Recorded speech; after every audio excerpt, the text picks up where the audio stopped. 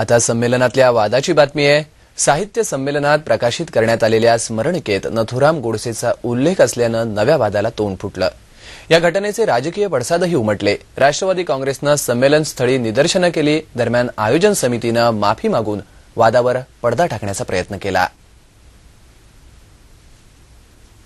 साहित्य संमेलनाच्या स्मरणिकेतील एका लेखात जन्मशताब्दी वर्ष असलेल्या विविध क्षेत्रातील मान्यवरांची ओळख करून देण्यात आली आहे।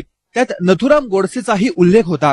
संमेलनाचं उद्घाटन, अध्यक्षीय भाषण, स्मरणिकेचं प्रकाशन हे कार्यक्रम सुरळीत पार पडल्यानंतर राष्ट्रवादीचे आमदार जितेंद्र आव्हाड संमेलनस्थळी आले।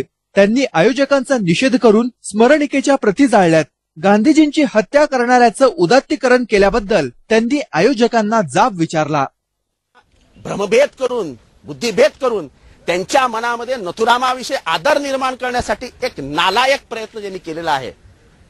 छोट्याच्या क्षेत्रातला माणूस आपल्या दैदिप्यमान कारकिर्दीनंतर स्वतःच्या कर्तृत्वावर या साहित्य संमेलनाचा अध्यक्ष होतात।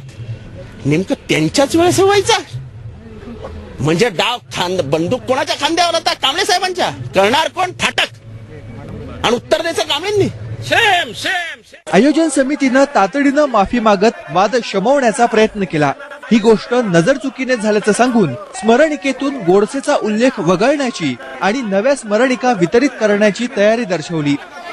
आयोजक म्हणून स्मरणिका छपाई करताना